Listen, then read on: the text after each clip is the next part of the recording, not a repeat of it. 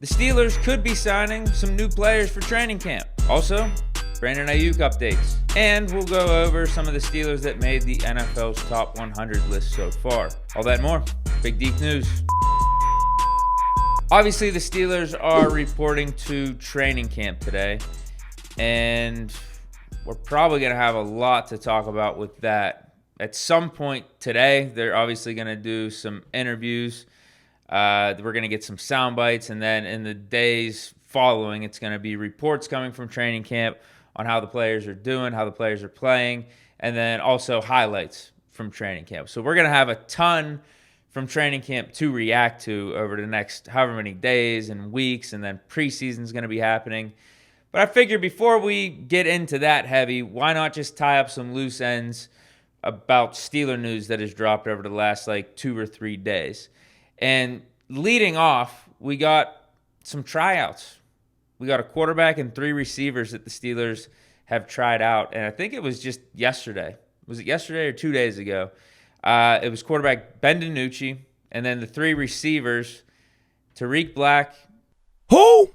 Slade Bolden, Who? and Greg Ward Jr.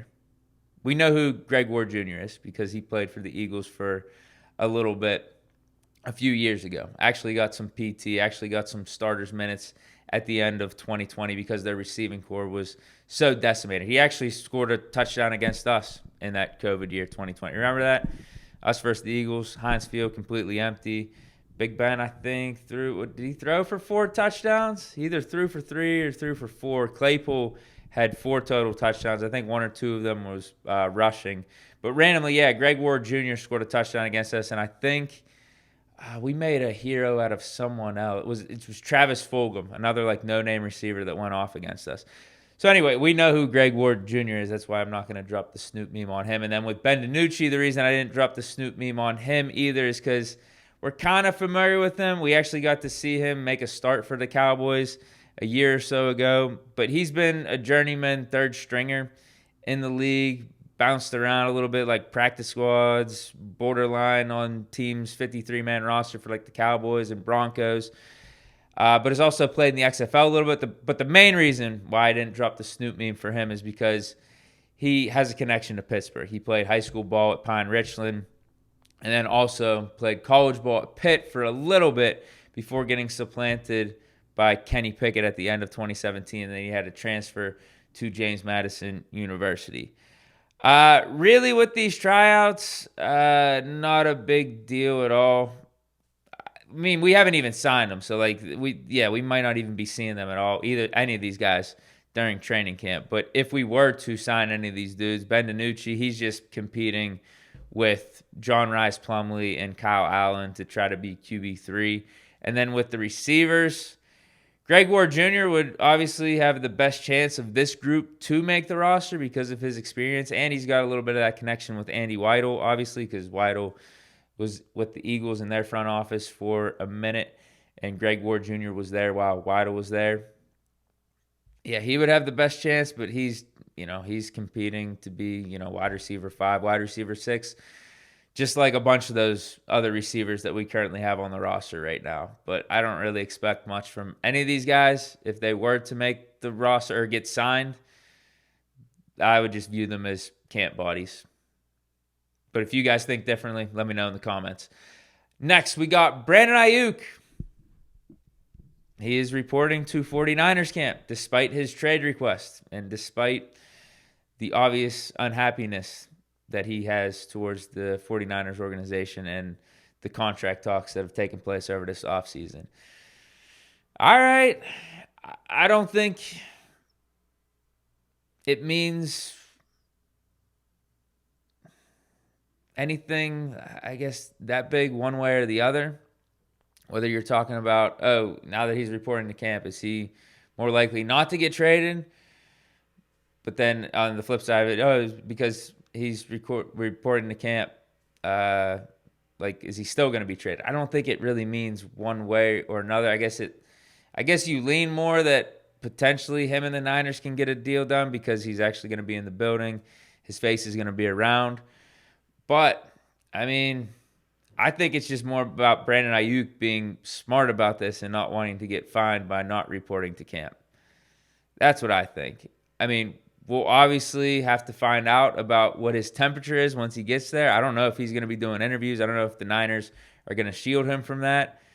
But then you're probably going to get some reports about how much work he's doing, what his body language is, and all that type of stuff. So I think that's the more important report or more important information that we still need to find out. If he's actually participating, working hard, taking part in all the drills, and acting like he's actually going to be a part of the team for 2024 out there, then yeah, maybe it's less likely he gets traded. But if he's doing a hold in, it looks like he's disgruntled, then yeah, I think the trade request is still going to stand. So I think there's another day or two, or there's just a little bit more information we need to find out with this Brandon Aiyuk reporting to 49ers camp before we shut the door one way or another on him getting traded. But John Lynch did say that, I mean, it's been his message the whole time that he wants to sign Brandon Aiyuk. He's a big part of the team. You know, those cliches he's been saying this whole offseason.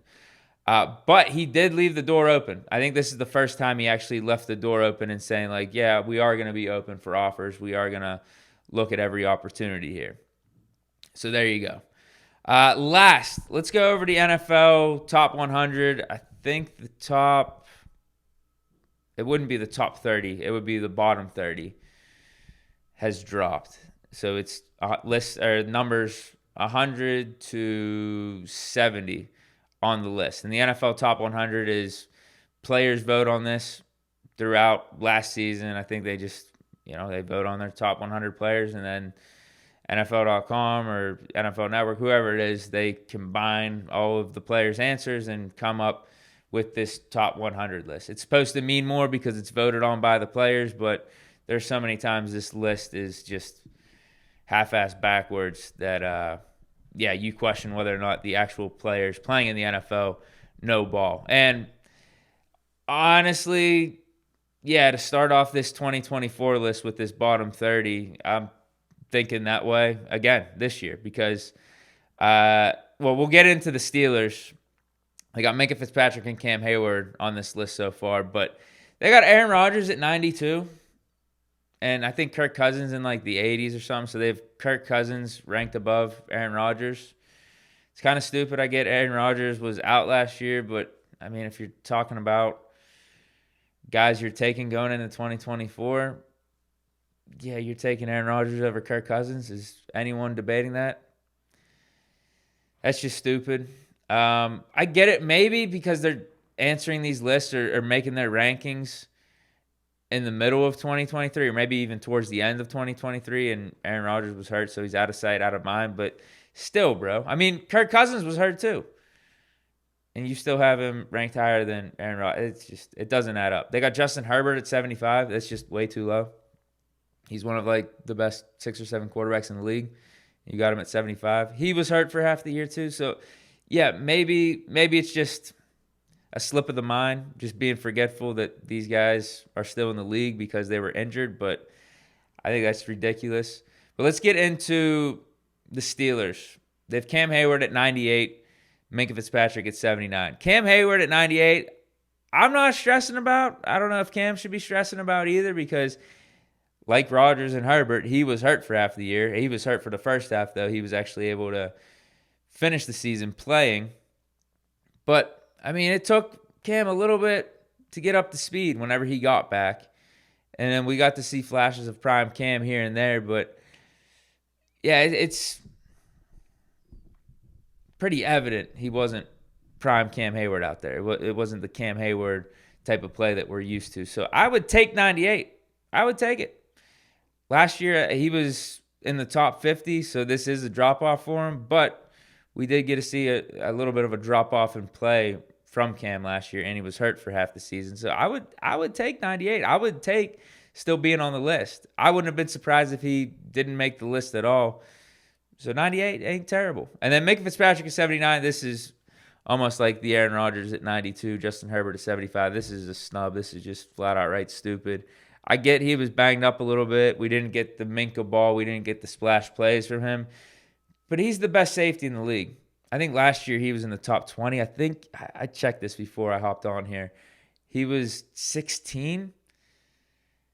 It's way too much of a drop off because when Minka's out there, he's still the best safety in the league.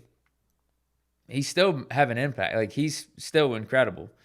So for him to be 79, I mean, that should be where the highest safeties ranked at. I better not see any more safeties ranked higher than Minka Fitzpatrick. If that's going to be the case, if you just want to devalue the safety position and say, like, yeah, Minka Fitzpatrick at 79, he's the best safety in the league. There's no other safeties ahead of him, and no other safeties make this list. So be it. But that's not the case. I'm here to tell you that's not the case because they have Jesse Bates ranked at 74. And he had a decent year down in Atlanta. I'll give him credit, but Minka's the best safety in the league, man. Like, even if you want to say that's being a homer, saying he's the best, definitive best, he's objectively the top 2 or top 3 best safety in the league. So 79's way too low for him. Maybe the injury affected where people view him, but yeah, I think that's stupid. We'll have to wait and see where other Steelers rank on this list. I got a feeling Russ isn't going to get on. I got a feeling Fields ain't going to be in this top 100. Pickens should. TJ obviously will. Outside of that, do we got anyone else? Patrick Queen. And that might be it.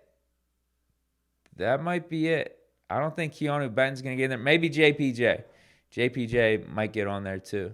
But it might still be early for him. Because now we're through 30 names already. So we'll be talking about JPJ getting in like the top 50s or 60s if he makes it. I don't know if that's...